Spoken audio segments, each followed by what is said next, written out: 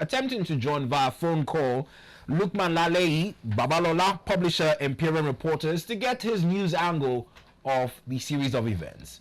Good morning to you, Mr. Babalola. Can you hear me? Good morning to you. Good morning, Nigerians. Well, let's begin with one of the reactions coming in this morning following the point of order 133 and 1335 that was raised by Senator Siyaki Diskin, requiring the president to have a closed-door session with the National Assembly to further solidify his position on the emergency declaration in Rivers. Now, this has sparked some concerns in terms of the quorum required, 2/3 majority in the Senate and House of Reps to reach this decision. Do you have any concerns on the process that followed that ratification by the National Assembly? Yeah, I quite, impressed with what Senator Siyaki Dixon did yesterday on the floor of the Senate. Because we can't just be there as a senator. You can't just be there to just say every time you concur without, voicing out your opinion that may be contrary. So it's a good development that he's speaking out, giving a minority voice to the debate, and also, for Nigerians to know that the Senate we have is not rubber stamping Senate. Well, certainly it's not a rubber stamp Senate, Mr. Babalola, and even though the 10th Senate has always been accused of this, much like the 9th Senate, but under the leadership of most distinguished Senator Godswill Akpabio, the Senate President, we have seen a rather different move. But with regards to this issue, we also saw at the House of Representatives where the Speaker, Right Honorable Tajuddin Abbas, had also held that session with lawmakers, and one of the major key issues there was as to the number of lawmakers present to have formed the quorum to actually ratify the Gazette sent to them by the President. In this instance as well, were you privy to the proceedings that held yesterday at the House of Representatives? When you look at what really played out in the House of Reps yesterday, yeah, it seems that even the Speaker was not even fully aware of the deliberation, because the whole thing was done in hurry. In fact, the House of Reps, made some amendments to the state of emergency has been ordered by our president. Yeah. So to me, I don't know. We need to, our legislative arm of government should need to work, and let Nigerians believe that yes, they are there to represent us and to do things accordingly. What really played out in that of yesterday is so dramatic. So it seems the whole thing just they did it in a hurry. But yet another thing, another angle to this conversation, Mr. Babalola, is the fact that there will always be skeptical Nigerians, especially due to experiences of Nigerians with certain politicians in the country, and how the minds of the citizenry is being played. Many persons are of the opinion that everything that played out at the floor of the Senate and also at the House of Representatives was just a sham, almost like a charade, to make Nigerians feel like, the lawmakers did not just approve what the president had sent, but they sort of put up some fight.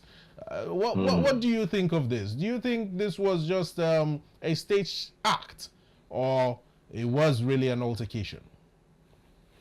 Well, just like I said earlier, the whole thing, because the proper things were not done even before the announcement of the executive order given by the president. He was supposed to inform or deliberate with the legislative and that's the National Assembly, which he did not follow that rule. He just kind of announced it and without even giving them the opportunity to make their own contribution. It was after the whole thing they were now trying to cover up so that Nigeria will believe that yes, what he did is right. But Mr. You know, But Mr. Babalola, the law says that following the declaration or proclamation of a state of emergency by the president, he's supposed to gazette that proclamation to the National Assembly within 48 hours. 24 Yes, hours okay. or 48 hours of that proclamation. Yes. I think the president might have not been entirely wrong in going ahead to declare that state of emergency in River State, considering the fact that key national assets, talking about the oil pipelines, were being vandalized, and it was costing Nigeria quite some huge amounts of money. But I hope you got when the NNPC, that's the NNPCL, denied the incident that it was part of what the president claimed that yes, because there was an explosion. NNPC said that no, there wasn't like an explosion, but it was just a mine. What was it called there? So to me, the yardstick given by the president not really not cogent to give that proclamation. But you say that the NNPCL denied Yes. any sort of vandalism or even explosion on the oil pipelines in River State. However, Yes. we have seen it all over the news. Everybody is talking about it. Even Governor Laleye Babalola himself has been on a steady spree of denial that he was not culpable in the entire, attack on the pipelines. Should we believe that there is no, or there was never an attack, there was never a pipeline vandalism that took place in River State, and this was all a sham? Is that what you're saying, Mr. Babalola? According to NNPC, there was none. According to the president, there was one. Oh yes. So Who should we believe? That is, but NNPC should be the one to tell us yes, it happened, because this is facilities that are under their control. So why contrary view? The presidency is saying that yes, this thing happened. Then the NNPC that claim to be the owner of the pipeline said nothing like that happened in our facilities. Mr. Babalola, don't you think that the NNPC might have made those statements in order to save face and also not to incur the wrath of Nigerians or even the federal government as to why or how they have not been able to protect key national assets as very important as those pipelines? Well, I can't rule it out. It might happen like that, but I want to chip in something. The same Fubara, yes, is the chief security officer of the state, but he does not have the right or the executive right to order the security men, to kind of do the needful when such an incident occurs. So it must come from the presidency. Because the chief security officer of Nigeria, he still remain our president. Commander-in-Chief of the Armed Forces. Please take yes, that again, Mr. Babalola. Forces. You said Governor Sim Fubara does not have the right to do what exactly? Yes, he can't give order to the security men. To do what? To kind of do the needful when such attack. But before he was removed, before he was suspended by the president and a new sole administrator of River State was appointed, Governor Laleye Babalola was the chief security officer of River State, and he had under his control all the security apparatus of the state. Why would you say he doesn't? Can he give order to the members of Armed Forces of Nigeria? He's the chief security. Even the commissioner of police, he can't order commissioner of police to react. He can ask them to. In fact, he can order them as the chief security officer of the state to take certain actions that will protect the lives and property of the people of River State. And more importantly, this is a key national asset we are talking about. And you are here saying that the chief security officer of a state cannot order certain security officers within a state to take action. I do not agree with you, Mr. Babalola. But who deploy members of armed forces to those places? It's not within the what is it called? So the president had issued that directive following the suspension of the governor, and prior to the appointment of a new sole administrator of Rivers State. So the state for some time had been without any administrator or governor or anything. The president had to wade in and send the armed forces. In fact, particularly as I'm speaking to you right now, reports say that about 10,000 NSCDC officials or officers have been sent out to curtail this incessant pipeline vandalization in the Niger Delta, not just within River State. Well, because I don't understand what you're saying, Mr. Babalola. The Chief Security Officer of the state has every right to issue out but we've seen commands. a situation whereby even the commissioner of police in the state doesn't even give a damn whenever the governor speaks or says something like, okay, go and do this. Is this in the case of Governor Sasiminalai Fubara, or are we talking about all governors in general in the country? That is what is happening everywhere in Nigeria. You know, a governor can't just give order to even commissioner of police. Constitutionally, he can't give order, or you mean there is insubordination by these commissioners of police? What you are saying right now has grave implications, and I would really want us to clarify it before we let you go. What I'm saying is this. Yes, the governor is the chief security officer of the state, but can you give order to the commissioner of police or the GOC in that state to react to any incident that threatened the security of that state? Why do you think he can't? Because it's, you know, the way is being structured, you know, everything, you know, they believe those chief security or the the chief of all this security agency believe that they have to, the order must come from Abuja, not from the governor.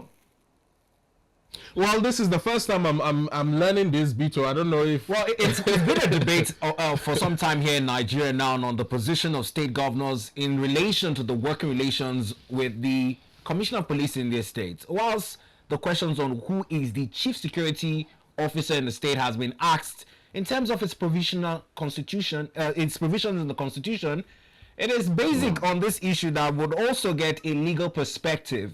Now, lawyers in Nigeria are more worried about the role of the National Assembly in ratifying this request as gazetted in the national publication from the President to the National Assembly. Now, we look to join Barrister Victor Giwa, but let's also look at some of the videos that came in from the House of Representatives yesterday, where lawmakers representing Abia State, Honorable Obinna Ugoachi and Honorable Frederick Agbedi, raised concerns about the quorum required for the ratification process to begin. We'll take a look at these clips, and when we come back, we'll have legal perspectives into the conversation. Stay with us. Those accordingly, members are still signing, and at the end of the day, we'll take attendance. Mr. Speaker, can that be made available now for the members to know whether we have formed a quorum? Whether we have formed a quorum, Mr. Speaker, as enshrined in the Constitution, Mr. Speaker, so that our deliberations are not going to be deliberations based on illegality. It is noted, Honorable. Please, you can sit down. Sit down, please. Your point of order is noted. Please sit down. Mr. Speaker, the issue we are debating right now in second reading is a constitutional matter, and Constitution has prescribed what to do, Mr. Speaker. It is in the integrity and interest of this House, Mr. Speaker, for you to announce the quorum as we are seated, so that Nigerians will know that we are not circumventing the Constitution. So, Mr. Speaker, honorable colleagues, this is not about either supporting or opposing what Mr. President has said, but because of your impeccable leadership, the kind of leadership you have given to us in this House, and the kind of leadership that Nigerians have come to believe in, Mr. Speaker, it is good enough, and I urge you that we comply strictly with the Constitution by first transparently announcing the quorum as it is now for us to go into this debate. For the country, as far as I'm concerned, because of the economic sabotage that is going to affect every one of us, nobody can take his eyes away from that. I want to believe that Nigeria must move forward. We are not yet at the point of voting. So the point of vote, what are being raised, until we get to the point of voting, that is when possibly that clause will be asked. But for now, we are supposed to consider what is before us, and what is before us is the request by Mr. President to tackle the issue or to approve for him for rivers. Until we get to that one before we now begin to talk about quorum. I want to assure you, whatever we are going to do today will be in total compliance. So please be rest assured of that. Now, whilst assurances were given that indeed the houses would be in total compliance following the provisions of its order on how these processes are to unfold. We're getting legal perspective on the program this morning as we're joined by Barrister Victor Giwa. Good morning to you, Barrister, and welcome to the program. Yeah, good morning. Thank you for having me. Well, good morning to you again, too, Barrister. First things first, yesterday we saw the House of Representatives, put in the decision to issue a state of emergency rule on River State by the president to a voice vote, and eventually there was almost like a unanimous, ayes that came out of that voice vote, and also we saw a replication of the same thing on the floor of the Senate. However, this did not come without its own issues where certain lawmakers had to raise certain points of order. Were you privy to the proceedings in both chambers of the National Assembly?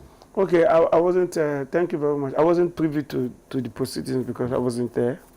Okay. But I've had snippets of reports about the proceedings. Yeah. But before then, we've had that the National Assembly, which includes both the House of Representatives and the Senate, were going to do a voice vote because they just want to rubber stamp the request of the state of emergency by the president. And so it was not surprising to me that they went that route because the issue of the state of emergency under Section 305 is very critical because and it's disturbing and it's very sad that Nigeria, we have gotten to this point, and people don't know. People have seen some of us as being critical of the government. No, what we are saying is that there must be the rule of law. There must be constitutionalism. Everybody must be equal before the law, and that is the only way to salvage. That's the only way to bring together. That's the only way to put confidence in the system. Because when you take steps that affects public confidence, when you take steps that makes us look in the eyes of international community as some set of unserious persons, you lose international reputation, you lose international integrity, you lose your international partners. People don't take us as a serious, they will look us as a pariah state. And so that is why some of us are critical about. I have had the opportunity of speaking about this program, about this issue, when the state of emergency was declared from various stations. Now, when you want to pass that vote, the voice vote. The voice vote. Voice vote is part of voting. However, because of the nature of that particular act and seriousness of the act as well. Yes, the nature of the act is it is declaring a state of emergency. That is the only section that brought in what will be seen as an illegality into a system. It's like naturally you want to deliver. The natural process of delivery is through natural birth. But what state of emergency is in Constitution is, what do you call that? Cesarean section. It is not part of the natural plan or course of life that you should give birth to cesarean section. So you are going to be involving external agents. You are going to be open apart. Something can go wrong. The doctor can make mistake. So ideally, it is not part of the process. It is just an idea brought in to salvage to save the life of the mother and of the baby. So it's an emergency.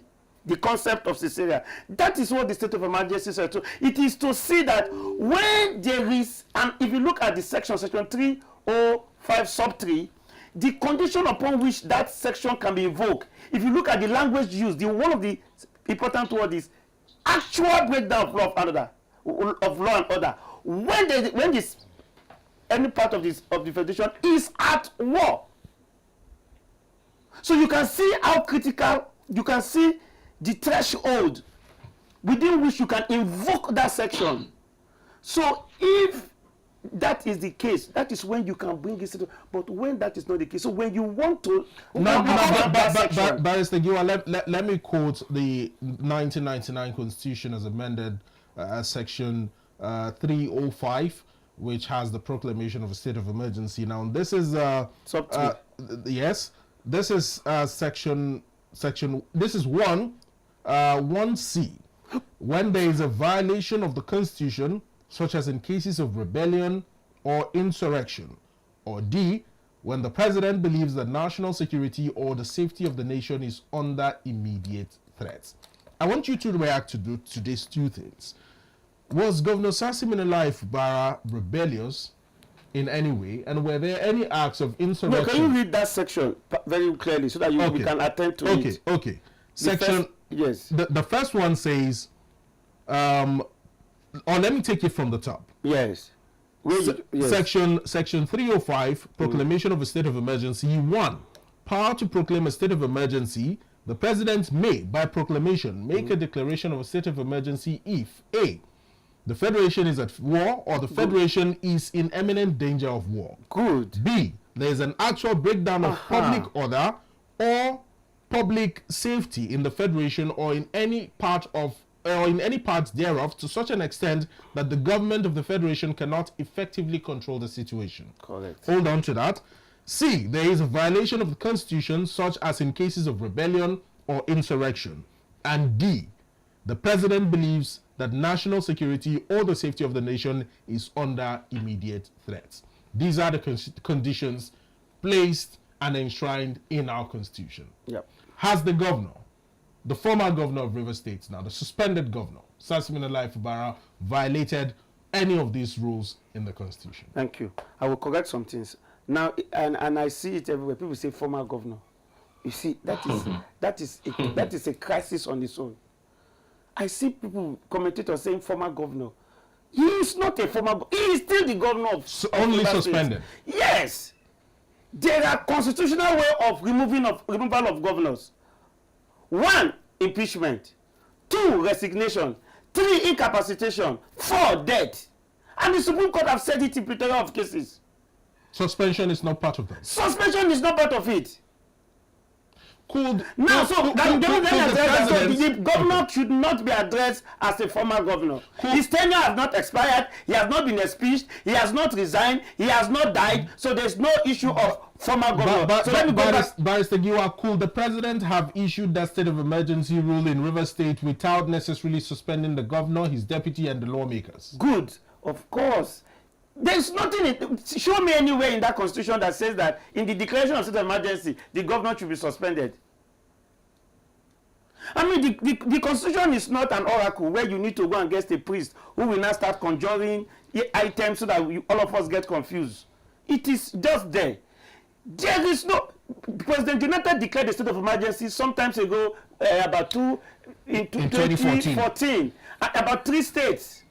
Without removing the executive and legislative. Yes, because if you look at it, you must go and look at the historical perspective of state of emergency. It is just in America, the governor declares of emergency like this. When there is flood, when there is volcano, all this natural disaster. The reason is this: when they know that the local the counties cannot control the situation, and they want to bring in, because you see it is a federation, just like in Nigeria.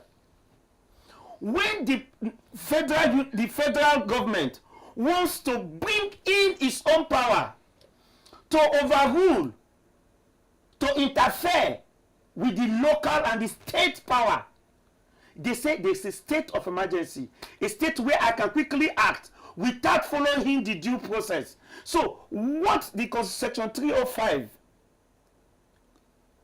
is saying is that, and like we have read, imminent danger, actual breakdown of law and order, naturally there is a breach of the nation. Yes. So it is not and that is rebellion. What do you know what that will place? Insurrection. What, and you must see in the interpretation of Constitution, that's what we call the we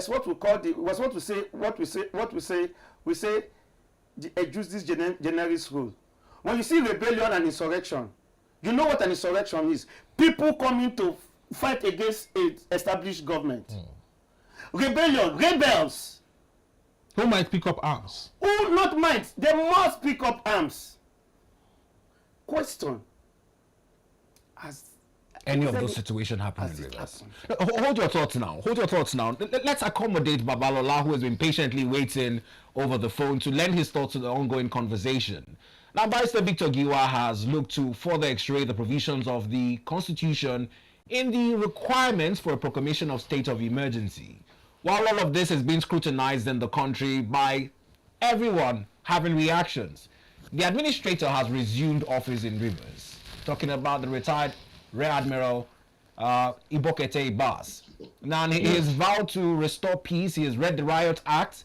But the big challenge now is the culpability of Governor Laleye Babalola, who this morning has issued a fresh statement kind of discarding the indictments that the AGF leveled against him as having teleguided militants to bomb those pipeline installations. What do you make of these developments that have followed the ratification by the National Assembly?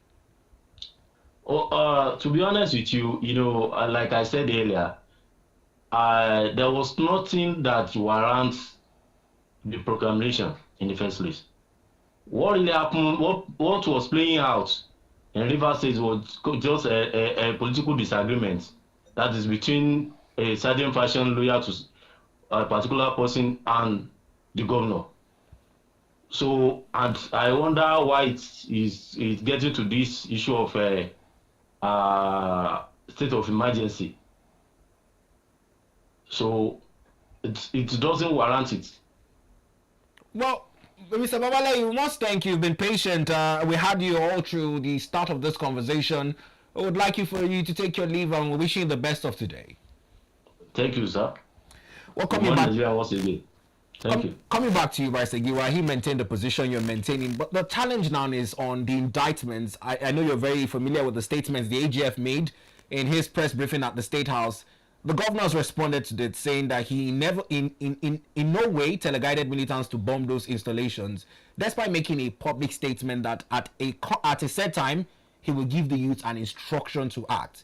Now, and that's that clip that has now been quoted as him teleguiding militants to bomb the pipeline installation. In keeping with the law, does that in any way make him culpable of the damage in Rivers? Let us assume that he did. I want to give it to the argument that the governor teleguided the militant. Allegedly. I'm just saying that. Okay. Let us concede to it that he gave. Is that the solution? Is that the cure? Is that the prescribed cure for a governor who teleguided militant to blow a pipeline? Where is the DSS? Where are the security agency? Where are the military that went to the street, that went to the government house? Where were they when those things happened? Where are all the security agencies that a governor and NSCDC that is particularly saddled with the responsibility of protecting national assets? Yes, the Attorney General said, according to him, that the governor teleguided. I should hear that from the military. And not the AGF. I should hear that from the security agency. You see, and it is very sad that we have gotten to this point where Nigeria becomes like somebody's look like somebody's family house, where it personal property, where people can now decide how to do. Because this scenario shouldn't have in the first place even occurred. And I'm surprised. I know the Attorney General very well, somebody I've worked with, and I'm surprised that such information could be coming from him. One, if the governor had done that, could the state of emergency be the panacea? Two, if the governor had done that, could that information have come from the Attorney General? Three, I was expecting that Attorney General would say that there are security reports. We have evidence. I mean, but based on assumptions. Yeah, and then the final point is that I don't even need the Attorney General to make that kind of statement, because the president have said it all. The president said, "Oh, Fubara brought down the State of Assembly, and he has not built it since then. He has committed all kinds of sins, and so he was not able to. They were not able to listen to him." And so he has to declare the state of emergency. He didn't say anything that we case did. He didn't say anything about the members of the State Assembly who have refused. So you feel there's some certain level of bias? No, of course, there's no certain level of bias. The president was biased. Now, in keeping with this situation as it stands now, there's also the Supreme Court judgment that required for duly elected local government chairman as conditionalities for the disbursement of federal allocation. Now, those debates on with a sole administration in place, do the allocations now flow? Is he duly elected? These are some angles to the debate as well. I'm ashamed. Why so? I'm ashamed because I just pray the government really thinks of what they are doing. Because if the challenge all of us owe to this country, and I say it with a very deep sense of respect, is that in our little enclaves, we should try to build confidence in the system, so that the people on the street will not say that, because crime increases when the public perception, when the members of the public lose confidence in the system, because they will tell you, we don't trust the system anymore. They will take the laws into their hands, and that is when you see the upsurge of crime. Now, it is the situation where we are, state of emergency, you are going to release funds to the sole, because I read it in the news, to the sole administrator. In line with the Supreme Court judgment, the Supreme Court said, the Supreme Court grounds was that, the House of Assembly must be by people that were elected. The local government must be people who were elected. The sole administrator is not elected. He was appointed by the president. So he was appointed. It's not an election. So on what basis will you release the money, the allocations for the local government? So, and the sole administrator cannot conduct election. The local government polls coming out. It cannot. Well, because it's not within his power to conduct election, because the Section 305 does not admit to a governance by a sole administrator. Section 305 did not in any way provide for governance. It takes about if you look at it holistically, emergency measures to deal with, if for example, to see the original intention of the president, if they are following the law, the real intent is assuming that there was pipeline destruction and vandalism and all of that. The extraordinary measure, which is the state of emergency, should be that the military will go into the creek. And start looking for who are those people that I have not heard. The military alongside the civil defense. Whoever. They should have gone out, should have come out to say, these are the people we arrested blowing the... They should be inside the bush, not in the street. So that is the state of emergency measure that is owing not state of emergency to all the antecedents owing to all the happenings in River State, the political crisis between the governor and his former boss, talking about the FCT minister now, Barrister Nyesom Wike, and also the crisis between the governor and the lawmakers in the River State House of Assembly. The state has been in disarray. Do you think that this blowing up of the pipelines could have just been the matchstick that ignited the entire flame that had been brewing all this while? They've been blowing up pipeline in this country everywhere. Somebody just came out from a kidnapping them, that young Afenifere youth leader. Yes, some few days ago. And he said kidnappers have dens more than camps in almost the stretch of the southwest. What state of war and rebels will you see better than kidnappers having camps within the southwest? And I expect that the military will go there. I expect that state of emergency should be declared so that they go and go those camps. So why are you not declaring a lot of state of emergency a lot of questions, one or two pipelines? Barrister Giwa, a lot of questions that are yet to be answered, but hopefully we will have you back to still talk about this issue and its legality. However, in line with the 2027 general polls and also following this recent declaration by the president, which has been met by a lot of backlash by opposition leaders, including former Vice President Alhaji Atiku Abubakar, Labour Party's Peter Obi, and of course the now decamped Malam Nasser El-Rufai, who had moved from the APC to the SDP. The intensification of this coalition talks is on the way. And 2027 is just around the corner. Do you think that in forming this coalition, there could be an opportunity or there is a possibility of the incumbent being unseated in 2027? Well, I don't know, because I've not looked at the capacity and the capacity and the electoral value of these persons put this coalition. But what I know is that whether or not this government can be unseated